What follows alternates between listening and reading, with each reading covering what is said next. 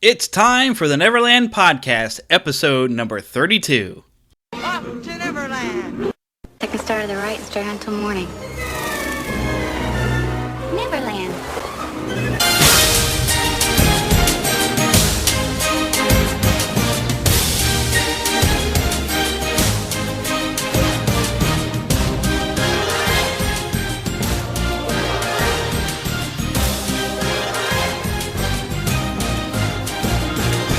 Good morning, Neverland!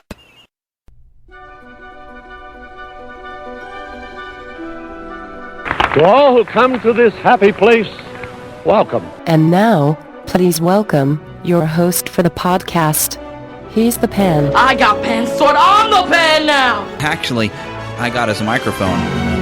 You've grown up. You promised never to grow old. Here age relives fond memories of the past. His nose got real big. Well, welcome back to Neverland, Benjamin. And now, your host, Jeremy. Welcome back to Neverland. We have a smorgasbord of different things to share today. My goodness. It's just an assortment. We've got everything from a review of Dawn of the Planet of the Apes to our usual Neverland news with Lost Boy Phil. Also, I've got some fun audio I'm going to share with you today. I took I can't really call it a trip, I suppose, because it's only about 10 minutes away from me, but a local theme park called Worlds of Fun, owned by Cedar Fair, who many of you might know are also the owners of Knott's Berry Farm out on the coasts. I went into their park to experience their new ride called Steelhawk for the year, which is, there's some funny stories about that and everything, which I'll talk about later. But lots of fun planned today, but I'll go ahead and get everything, all the detailed things out of the way. Remember to visit our website at NeverlandPodcast.com and go and check out our sponsors. Right now I've got a sponsorship with Roku. You can go and you can buy this audio streaming device directly through their website, and it does help out the show to keep me going. And also, my friend Deanna has her website. It's a Dido. She does a lot of graphic art, and she actually helped. If you look at the logo that you're going to see actually right there on your podcast player, she did the lettering for me. She's also capable of doing much more than that. But the artwork I had, Lost Boy Phil actually did the drawing of me. I added the lightning to it and everything. But yes, she does some graphic art, so go and visit her site as well. Also, if you'd like to get a hold of me, I have some very fascinating and wonderful news. And that is the fact that we finally have a voicemail set up. Yes, our phone number here at Neverland is 816-226-6492. You can find that at neverlandpodcast.com. It's over on the top thing on the left, along with a link to email us.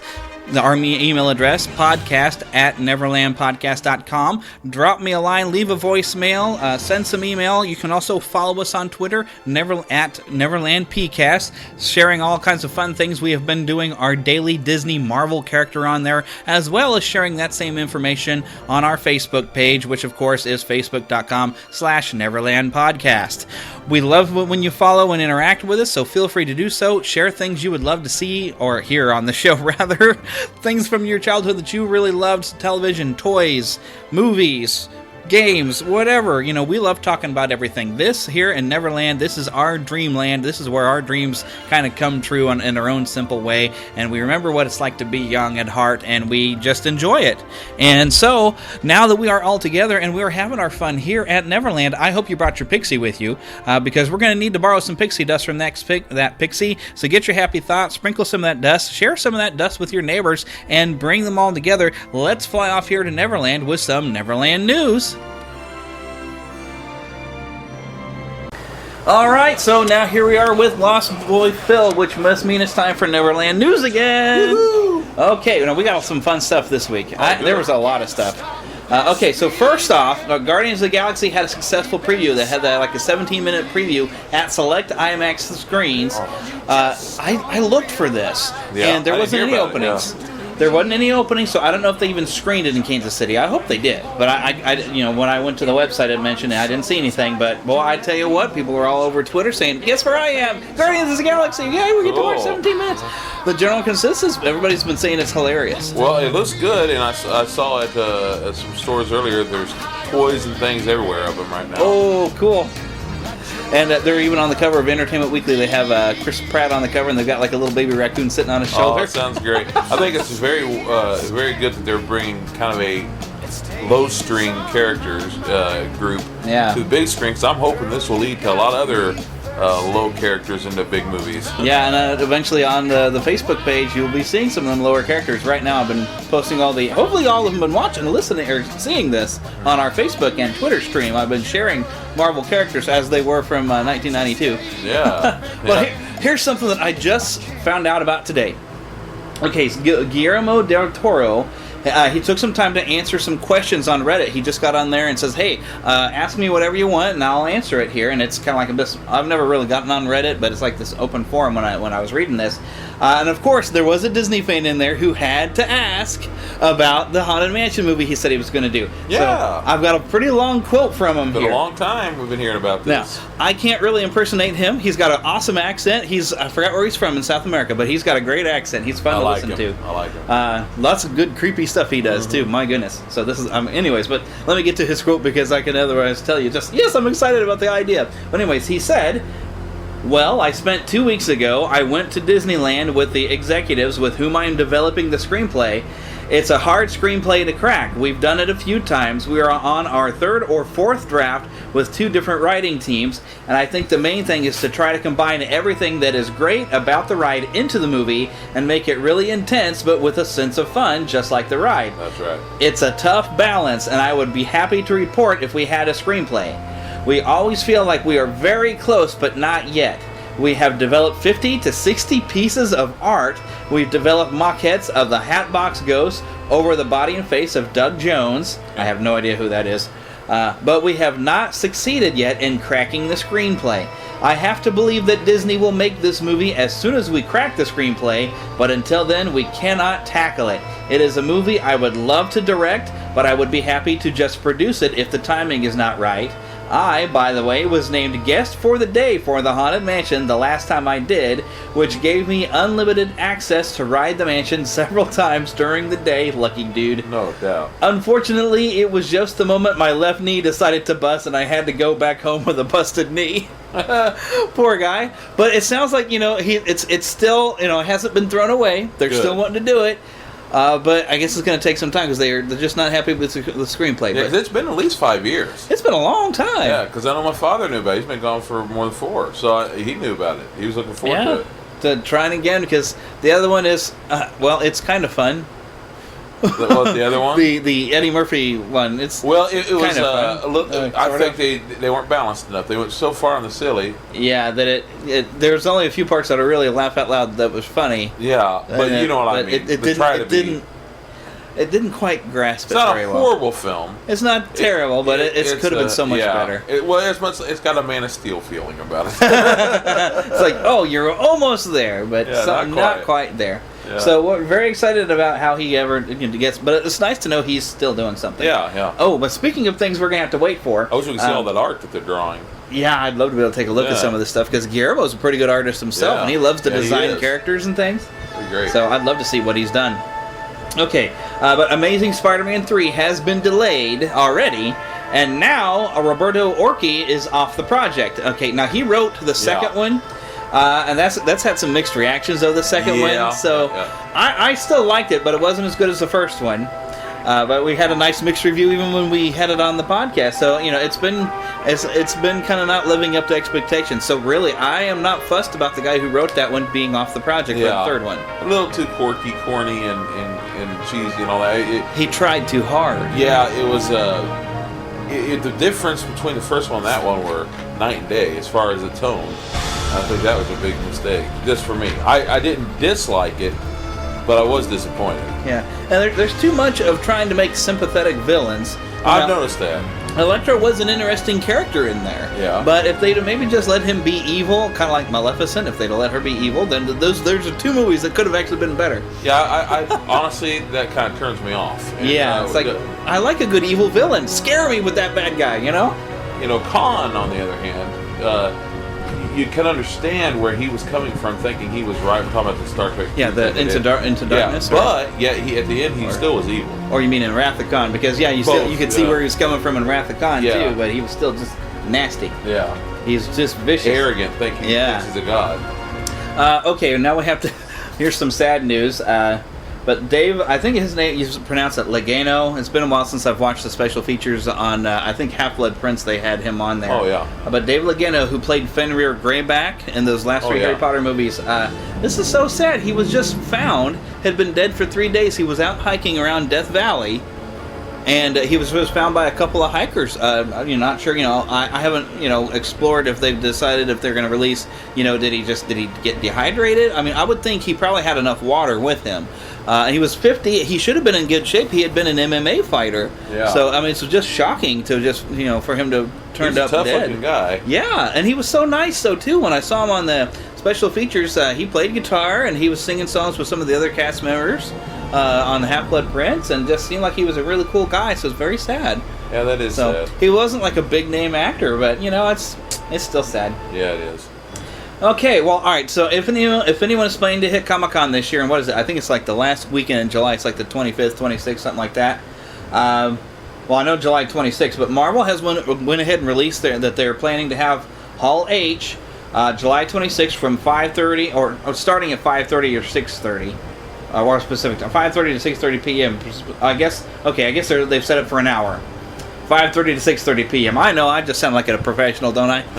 But from 5:30 to 6:30, where Marvel Studios president and producer Kevin Feige, with special guests, is going to provide an inside look at the ever-expanding Marvel Cinematic Universe. Now, they've already talked about that they've planned out for the next, 5 years or more? Yeah, or more, yeah. So I wonder if they're going to lay out, everything and tell you all I they're can't planning. help but imagine, like you see on these TV shows or movies where you go into an apartment or whatever of a psycho killer and you see all these pictures connected to other pictures to other pictures. I can only imagine there's a room somewhere that has, Iron Man connected to the Incredible Hulk movie, connected to the Avengers, connected to whatever. I can imagine there's movies that spread out everywhere. The Shield show.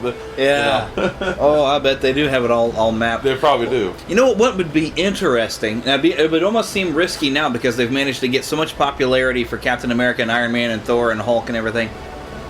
It might almost be a risk, but I wonder if after Avengers 3, because they've planned at least 3, they could always be bringing new characters to light and new movies and get people excited about new characters. There's a lot of the other characters that have been part of the Avengers, so maybe by Avengers 4, you have a whole new team. Well, it wouldn't be there's in the comic books, I used to read Avengers a lot. Uh-huh. And one thing I always liked was every 3 to 4 to 5 years, because back then you'd get writers and artists to stay with you longer. Yeah. They would change, and they would even open up the Avengers West Coast. Yeah. Where on the East Coast you had Iron Man, on West Coast you had War Machine, and but the truth is where they could always keep a couple of them. They almost always had Captain America and Iron Man involved, or who's the other one? Thor. They'd have them usually involved, but yeah, they would change in and out, and it made it more fresh and interesting.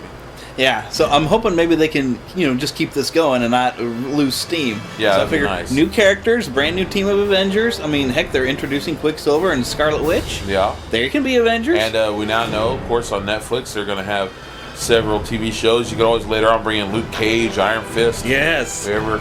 Yes, it'd be awesome to have them as... I don't know if Daredevil's ever been an Avenger. I don't think he I don't has. know that he has.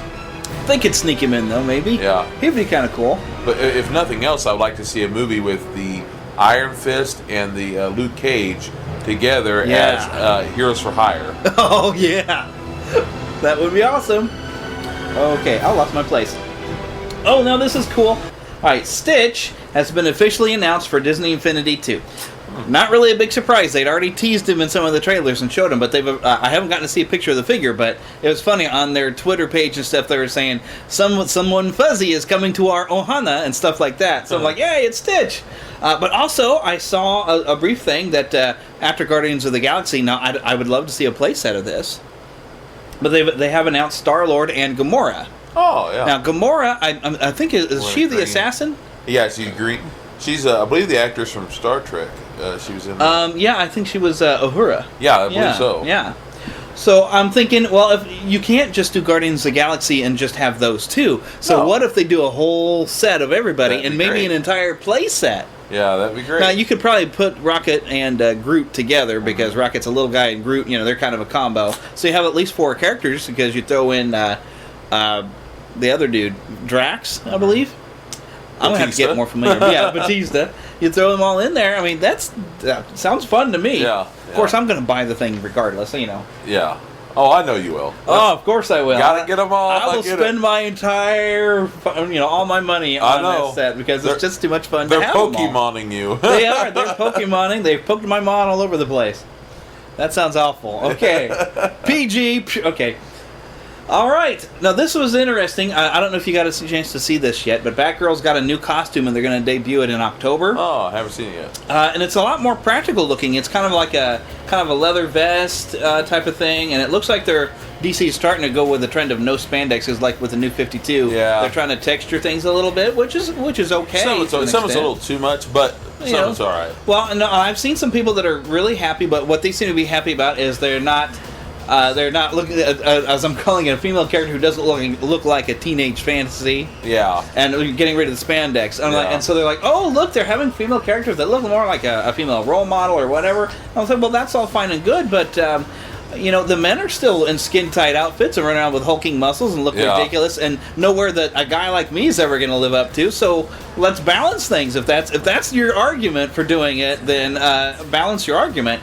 But to me, I just think it looks cool. And I think with the new 52, I don't know, you haven't been paying attention really either, but I think Barbara Gordon is supposed to be back. Yeah, she is. They've changed a lot. I'm not a big fan of the new 52. I love DC, as you know. Mm-hmm. But they've kind of lost me, and there's kind of too many changes, I guess. I'm an old school guy. I'll admit it.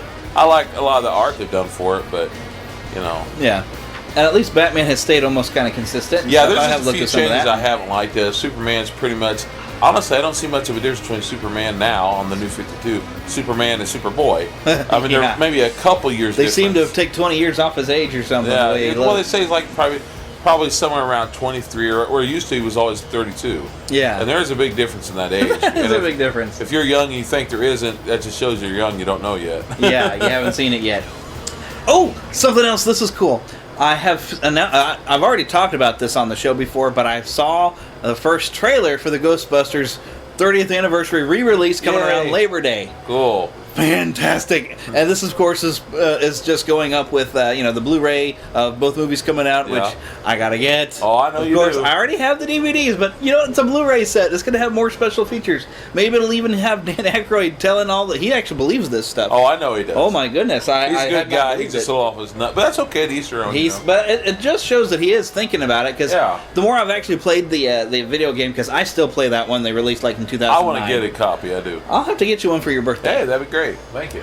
But especially, I don't think they have the online play going on anymore. It'd be fun if we could still play online if I got a PS3 version of it. But anyway, I digress. But when you get into like the details from playing the game, you kind of get the idea, because the theory of paranormal and ghosts and everything is that they're made out of like electricity, which would be like electrons, and so the idea that that's a proton pack and they're showing like a protonic stream makes sense, because the protons would attract electrons, and therefore if it's there electric, you would be able to catch it. So it actually starts to make sense when you start to get into what these people think and how they I'm still tempted to go out and buy all the old cartoons that they have on DVD. I like Real Ghostbusters. I'd love to have it. But it's interesting the way it's like, it is, I can appreciate the way it's well thought out, for as goofy and as much fun and fantasy as it is at least well thought out. Well, it's just like with Star Trek. It's all fantasy, but they do have certain scientific facts in it, kind of like a Hulk, Incredible Hulk, with gamma rays. Gamma rays are real, but of course it wouldn't turn out to you green. No, it wouldn't turn you green, and it wouldn't make you a great big hulking hero. Boy, I wish it would, though. That'd be the easy way to become a superhero, wouldn't If you had a radioactive spider bites you, you would die. Yeah. But it would be great to think. Actually, the radiation would have killed the spider, and it would not have had a chance to bite you. And even if it did, the radiation is not going to pass because you were bit by it. Yeah, but that's okay. These are comic books. This is the only thing I have to say about people who want comic books to become more and more serious. You have to remember, these are fantasies. Yes, they're fantasy. You can't get too realistic. It's right. Don't bring the realism in. Have fun with it. Yeah. Okay. Somewhere in between Batman and Robin and some of the newer films. Yeah. All right. So July 23rd, by the way, there's going to be a free Batman comic released. Just check with your local comic book store, see if they're participating. I didn't really dig into too many bits on this and everything. There was a writer mentioned, and I forgot his name. But hey, I just want to let everybody know, July 23rd, free Batman comic. It'll be actually Detective Comics. Yeah. But it's free, so go check it out. Oh, okay, I think I showed you this website once, but homestarrunner.com has not been updated for about 2-3 years or something like that. They did all these great little cartoons, flash animation. We're very famous for what was known as Strong Bad Email. Strong Bad, yeah. They're coming back. They're going to finally update that website. And so I don't know if that just means a focus on Strong Bad Emails, but I guess this has been stemming around like they had an April Fool's kind of joke that they put up that was actually something new, which I found on YouTube. I couldn't find it on the website, but it was kind of an indicator that they are coming back. All right, now here's something that's going to be right up your alley, being a DC fan. Yeah. Ronnie Raymond, known to the DC Universe as Firestorm, will be in the upcoming Flash series. Cool. He's going to be played by a fella by the name of Robbie Amell, or Amell. I'm not sure how you say his name. I know that's the newer, guy. One, and I always liked that character, but they changed him a few years back, and I like the original just because I'm old school, but I like him too. I like the newer one too. Yeah. Didn't one of the Firestorms get killed? Yeah, that was a few the years original. ago. That was the original. Okay. Yeah. And so they got a new guy. Now you would think on a TV series they'd maybe start with the original. Probably you would think so, but because in the newer one is an African American, they're probably going to go with him just because there's not. Unfortunately, a lot of these comic book characters. The picture they showed of the Robbie Amell, he's a white guy though, so. That might be the original. I can't remember his original name. Ronnie Raymond. I wouldn't know. But I recognized the character when I saw the drawing of Firestorm. It's been like, so long. that guy. I don't remember the name of of him or the guy who took his place. But I can understand if they would have made him the black one. I could understand because unfortunately the old comic book characters weren't a whole lot of African American characters or Hispanic or anything. Yeah. Oh, hey, this was kind of cool. Although the buzz for it I think was bigger than the actual event. Yeah. But okay, so everyone was buzzing this week about a short Rita Skeeter article that appeared on Pottermore.com, which of course was written by Rita Skeeter's creator, J.K. Rowling. And it was really short. It was just like a newspaper article, but it did feature some well-known characters from they were referred to as old Dumbledore's Army people showing up at the Quidditch World Cup. Pretty much, I guess she's kind of tying in the Quidditch World Cup and the football or soccer, whatever you want to call it, World Cup going on right now. So that's a fun tie-in. But also, she's actually got a group she's big on, because I guess in Britain their press is just pretty much a tabloid, and all they do is apparently is just trash on people a lot, and it's really awful. I've heard complaints like this before, but she was kind of making a poke at them. Yeah. I guess she was really kind of mad. Even on her Twitter feeds, there was a thing where she was really upset with some stuff and asking people to join the cause and everything. So, it seems like she was kind of tying it all together. It was an interesting thing. It was fun to see something new kind of pop up. Yeah. But, oh my gosh, every article, everywhere that was popping up sharing on Facebook was like, she's written a new short story and whatever, and making it sound like this was something about to go published. But, no, it was a short article. You could read it in about 2 minutes. And it was only exclusively on Pottermore, the website, which you had to be a member of, which I am. So I did get to read it, and it was fun. Mm-hmm. But speaking of Harry Potter, okay, so July 8th was, Tuesday? But, okay, Diagon Alley opened on July 8th. And as expected, it was massive. There was tons of people. I kept seeing pictures all day where people were just lined up, having to wait 6 or 7 hours just to get into an area. And I figure after that, if you even wanted to ride the ride in there of the Escape from Gringotts, that's going to be another probably 4 hours.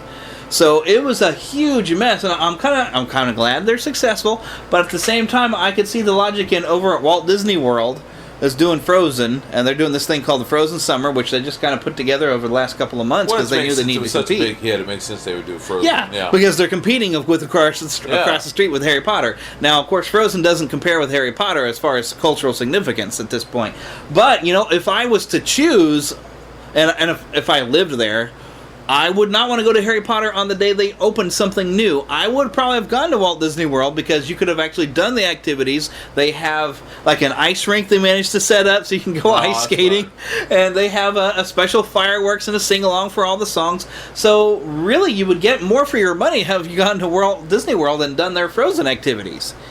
Well, I'll tell you what, I got to go to the Universal. I'm a big feller, so I couldn't really go on the Harry Potter ride itself. I did enjoy looking at all the stuff they had, but I'd have to lose a lot of weight. And to be honest with you, it's not all weight. Some of it is, but some of it is also that I would have been too tall. And I thought, there's more than just me in this world that's big and tall, and all at the same time. But I will say I had fun at all the parks. I got to go to all the parks, Universal and Disney. The great thing is, for Disney's sake, the Island of Adventure that has the Harry Potter stuff also has Marvel stuff. So Disney makes money off of Universal having. He's like, oh look, you're licensing our characters. That's right. It's kind of fun. But it would be more fun if the Disney got to make some Marvel stuff over in Florida. Of course, they're working on some stuff in Disneyland, and Tokyo, I believe, is getting that Iron Man ride. Which, come on, Tokyo, I'm sure loves them, but we love them here too. I wish Six Flags would step it up instead of being a Worlds of Fun or a low. Money park. It'd be more a big money park like because they got that DC licensing. They got DC, and I would love to see more than just a roller coaster with Batman's name on it. I like to see a really good. You didn't get to see that. There's a Scooby-Doo ride that was really fun. It was a shooting gallery ride, and it featured the original classic Scooby-Doo. Where are you? There stuff. You go. And so you had all the villains and everything, like the Sherbert ghost and everything. Oh, great. All the evil clown guy and all of that stuff. The weird guy, like the diving guy, that sounds fun. All of them. It was a shooting gallery with all of those through the swamp. It was a lot of fun. Nothing animatronic. Yeah. Lots of fun over in St. Louis. I'd love to find some YouTube videos. Maybe somebody has filmed their ride on it so I could show people. Because that was the most fun. It took forever to wait in line for that because it was the best ride in the park last time we were there. Okay. Oh, here's something interesting. Ant-Man is moving along, they got two new writers, Gabriel Ferrari and Andrew Baer. There's a lot of shufflings kind of going on because it seems like, they had just had, I forgot the guy's name, White, or Edgar Wright? Edgar White? I don't remember the name. He had written up some stuff, was set to direct, and then they had creative differences with him, got rid of him, brought in some other people to kind of start rewriting the script, and maybe a different director. Now apparently the writers have been swapped. There's so much shuffling going on, I'm starting to worry that this is going to come out bad. It might, but we'll see. We'll see. But, of course, sometimes a lot of shuffling around means you're making sure you got the right people. Yeah. Although I have heard some other podcasts saying that they don't really like the work. These two guys have some previous work, small kind of things that were kind of, I think one of these guys, somebody had said he'd worked on Bring It On, or am I thinking of that? No, I'm thinking of somebody who's working on the new Star Wars stuff, did some Bring It On stuff maybe. I don't know. Somebody fact check me for that. But yeah, I've heard a lot of different stuff, but there's people who are more excited about having Edgar Wright on there than having these two. But you know what? I will go see it. Oh yeah, I'm sure they'll do a good job. Disney won't let this get released if it's crap. Paul Rudd, well, then again, they have released Maleficent, and that was crap. I know some people loved that movie. I didn't. I feel free. It's my show. I can say I didn't like it. So I am not alone, and you are not alone, and you're loving it if you loved it. So it's fair. Anyway.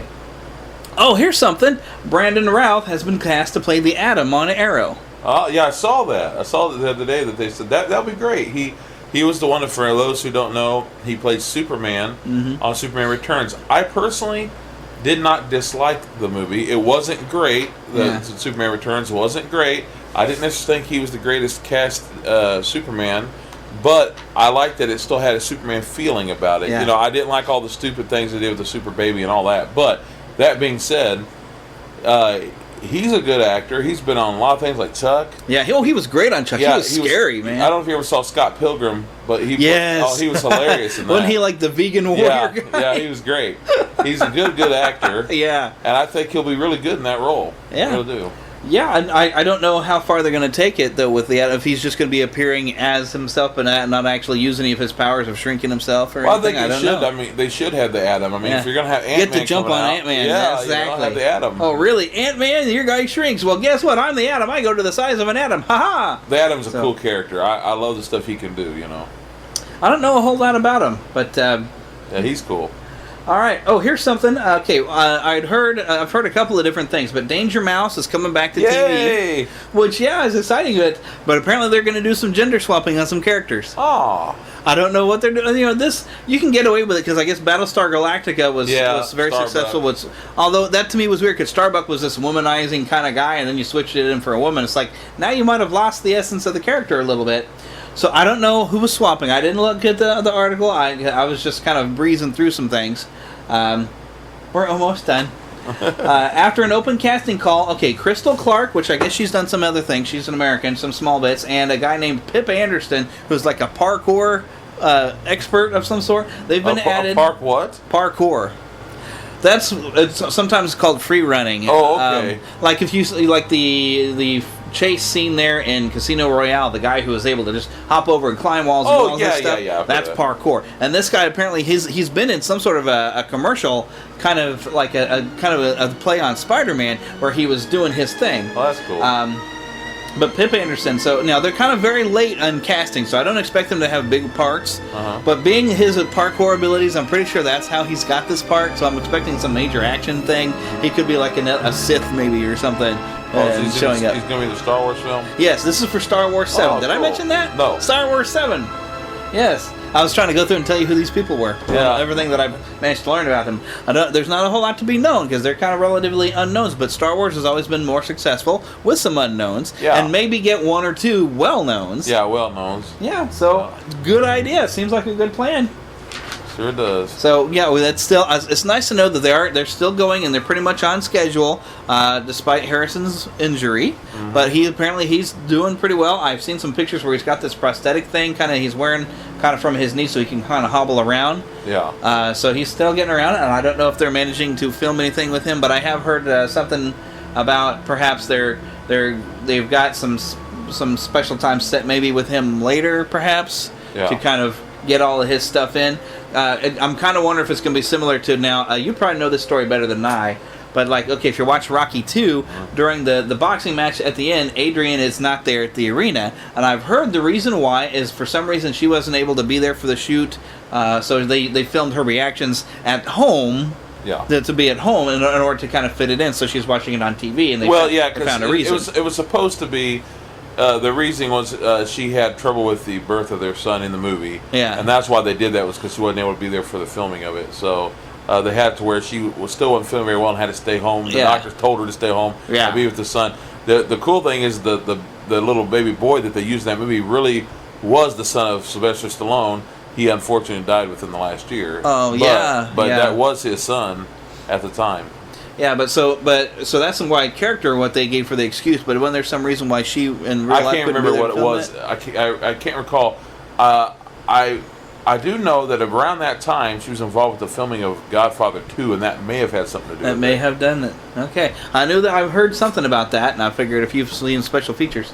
But yeah, so they can get around with Harrison, maybe come back to pick up where he left off when he comes back, and hopefully nobody will hit him with a door this time. So, all right, so that's our news for this week, and now we'll move on to whatever I've got next, because, boy, I've got a lot of stuff for the show. All right, well, I hope you enjoyed that. Moving right along, next I have for you a review of the new movie Dawn of the Planet of the Apes. In fact, though, I actually just saw Rise of the Planet of the Apes just previously this week, so I've watched two really good movies actually this week, but here's the trailer.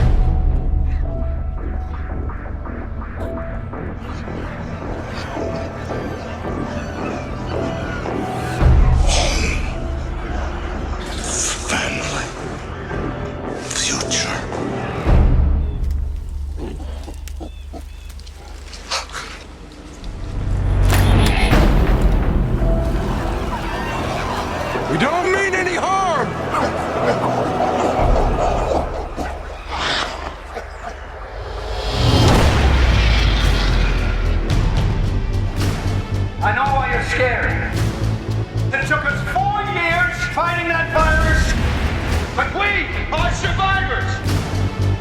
a virus created by scientists in a lab. You can't blame the apes. Who the hell else am I gonna blame?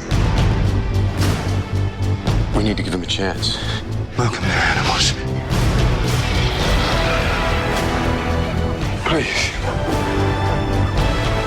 I've seen things. I've seen the way they are. They want what we want, to survive. Caesar, home. This is your home. Your home. Are you aware they are going to turn on you? They don't want a war. No! Don't shoot! Caesar, you have to go. Go. Where? Apes! Together! Strong! War, it's not what you want. There must be another way. War has already begun.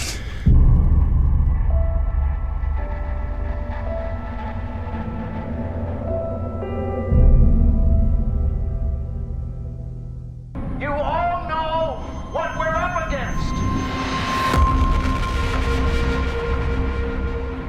I need to speak to Caesar! Okay, I have just returned home from the theater from seeing the new film Dawn of the Planet of the Apes. I actually just this week saw Rise of the Planet of the Apes, and it is the first in the series that I actually have ever watched. Now, these are, I guess they're planning at least a trilogy here. These are prequel films, so if you've never seen any of the previous Planet of the Apes films, you are going to be fine if you decide to watch these, and I do recommend you watch both of these. You're definitely going to need to watch Rise of the Planet of the Apes before you come into this one, although you could almost step into this one with the knowledge that they give you at the beginning of the film to kind of get you up to speed on what has occurred in the last 10 years of the story since the events of the first film. But the events of the first film will definitely help you and get you familiar with some of the characters, because you spend a lot of time with the apes, and they spend a lot of time signing to each other with sign language and communicating, and so we get subtitles a lot. And there are a few new apes to be introduced to. Caesar, the kind of the main character really from the first film, is still, of course, around, still the main character. He's taken a wife and has a son named Blue Eyes. So we get to spend a lot of time with them, kind of learning how they have now been surviving over the last 10 years, where what has been known as the simian, I guess they called it a flu, if I remember correctly, a simian flu, which decimated the humans, except for some humans that had the right genetic disposition to actually have survived it. So there is at least one pocket of humans that we spend time with during the course of this, or living around San Francisco. The apes thought maybe all the humans were gone.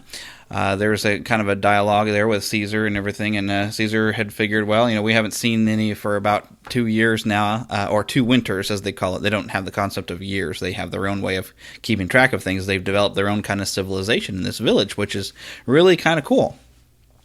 But basically the story kind of begins when they come across some humans who have come up onto their mountain or hill, or I think it's supposed to have been like a mountain. I think there are some mountains kind of through California, so I'm figuring that's what it would be. But some humans come up there, and so now you have some tensions there's a lot of distrust between the apes and the humans. For one, humans are used to apes being, just animals, and they can be aggressive, and we know that apes are, kind of stronger than us, and so they don't know how to react, especially when they suddenly say, oh my goodness, these apes have spears, and they're really thrown off when an ape talks.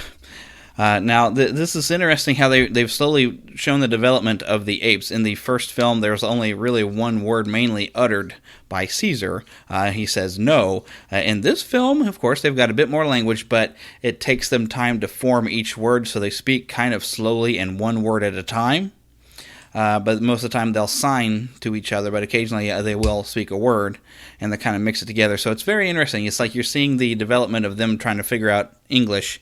We also at one point see Maurice, the orangutan, who is actually teaching English letters to the young their tribe there. So it's very interesting watching the development of that. But now we have this tension. So let me introduce a few humans to you. Jason Clarke plays Malcolm, who's kind of our lead human. Gary Oldman plays Dreyfus, who is kind of an important human. He doesn't have a whole lot of screen time, but he is very important. He's kind of... if this is a town, he's kind of the governor or the mayor of this town of refugees kind of around San Francisco. There's quite a few of them. His main objective is really just to protect the humans. They want to, of course, survive, as Caesar, of course, was just trying to protect his family, as he calls them, of apes. But the problem kind of comes from the fact that the humans are running out of fuel for their power sources, for their lights and electricity, and there is a hydroelectric plant and a dam over around near the mountain there. And so the reason why the humans were there, of course, is because they would like to go and repair that dam and hook up to it and bring power back into the city of San Francisco.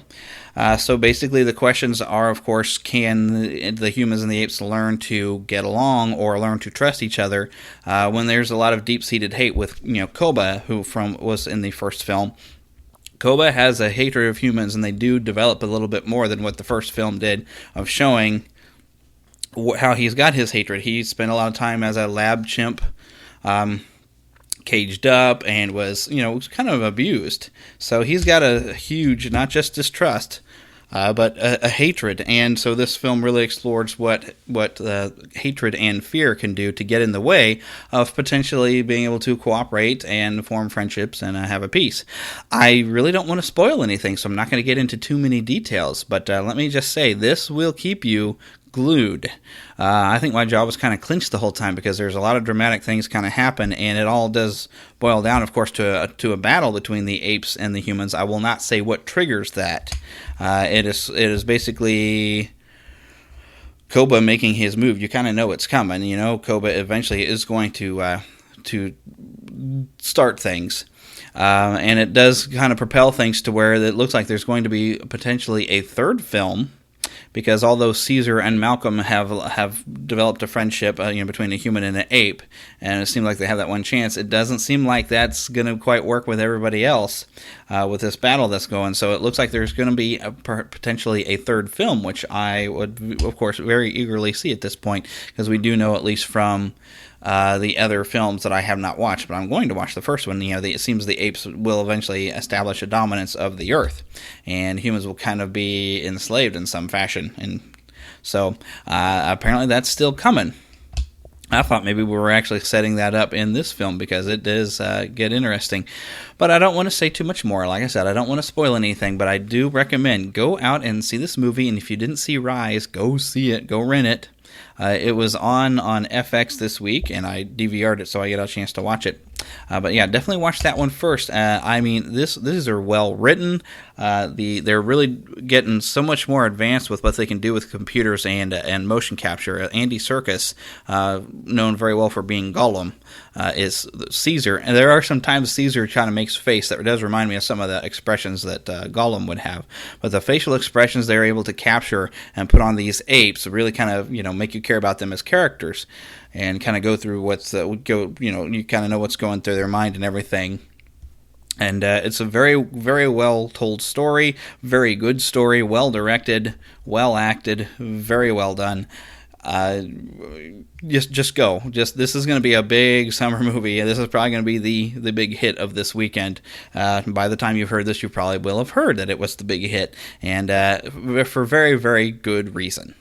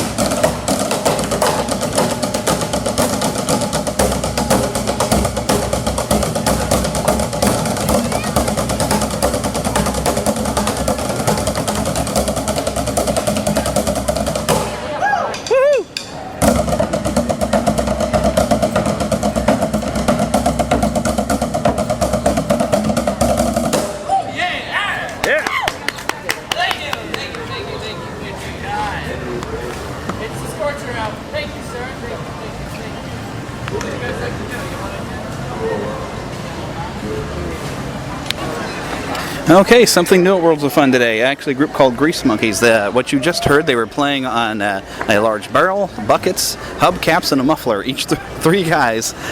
So hopefully that picked up well and you enjoyed that. Okay, listeners, we're about to get onto the new ride here at Worlds of Fun called Skyhawk. It took them forever to open this thing. They actually just opened it right in time for Independence Day celebrations. I've been given the number of 32 for where I'm going to be seating myself. Now, they do have places to place your items. This thing's going to lift me, I don't know how many stories into the air while spinning. I will try to get some audio of the ride before I give my review, but if you don't hear any more audio, I'll just explain that it seems they're playing film music on the ride that's associated with flying. I've heard them play Superman, I've heard them play music from E.T., so it seems that that's kind of the gimmick that they're going to send you into half orbit, because it's pretty tall. But I will talk to you again either during the ride or after the ride.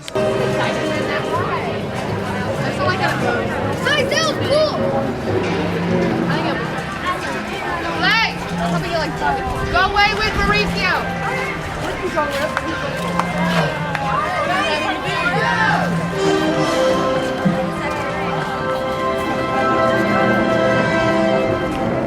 Welcome to Steelhawk. Please carefully take your seat as the swings may move while entering. If you are carrying any loose articles or have loose fitting shoes, please I'm going to take off my shoes just because they're loose. 30, 31, 32. Worlds of Fun is not responsible for lost or damaged items. Photography and cell phone use of any kind is prohibited while riding. Please take a seat and hold down on your lap bar and fasten the seatbelt. Your ride will begin momentarily. Thank you. Alright, I'm going to keep this thing in a death grip. I'm trying to ride this. I took my shoes off to make sure I didn't lose my shoes.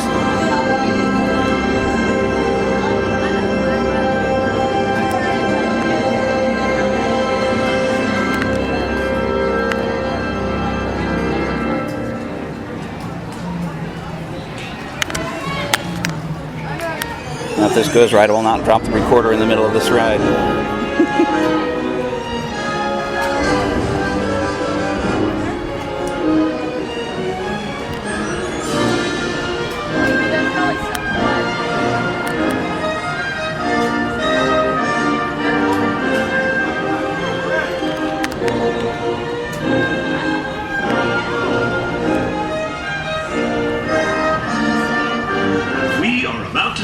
your journey to a height of 301 feet.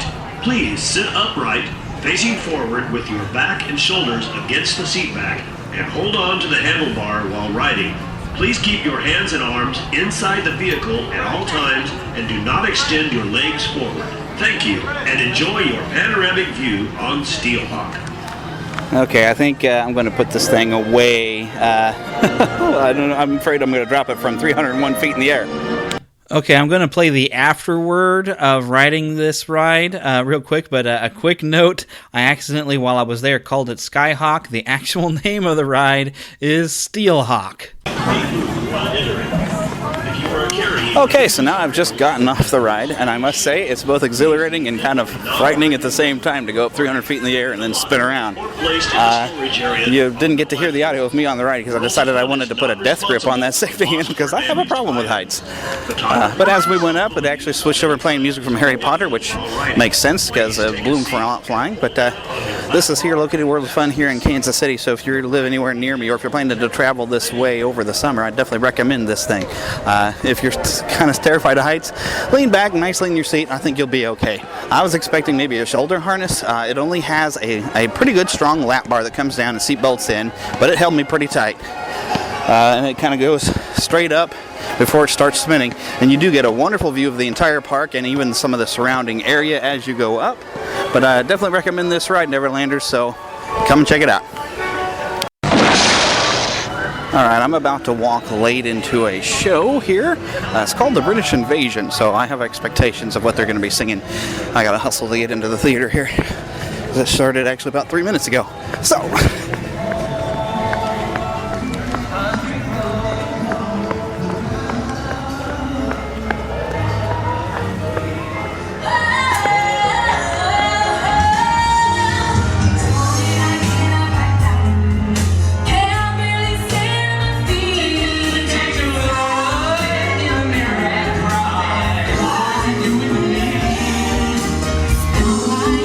Believe in you, but I trust him.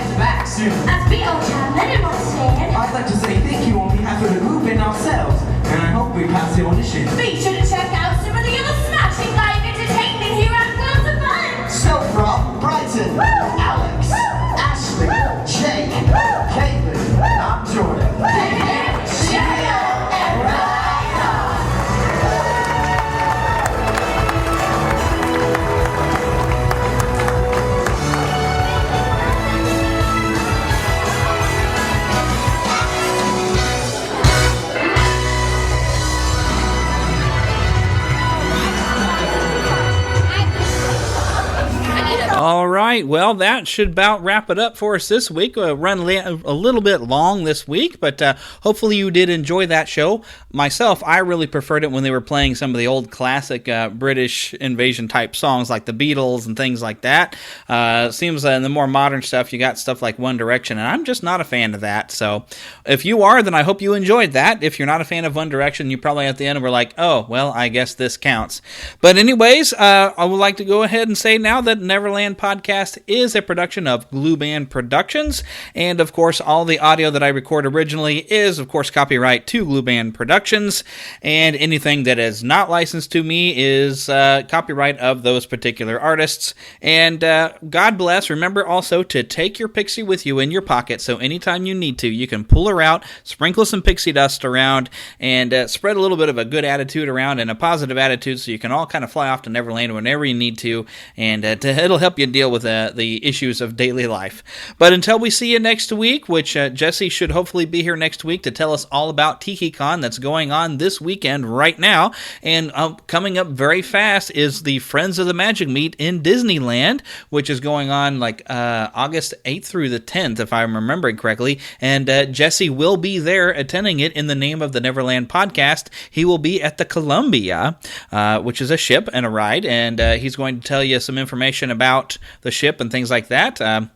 I'm not sure what all he's gathered together yet, but you can find his website on ours. It's Quest for Vault Disney, and I believe it's .wordpress.com. I'm not familiar with how WordPress extra sites go, but to make it easy for you, we've got a link for you on neverlandpodcast.com. There's a picture of a big kind of vault right there, and you can go and read all of his blog articles. He's a very good researcher, and so I know you're going to love meeting with him at the meet at the Columbia, and he is going to have a prize available, and he's going to come up with some questions. I don't know if I'm going to be helping him with questions or not. We're still working out all the details, and I don't know exactly what time the meet will be.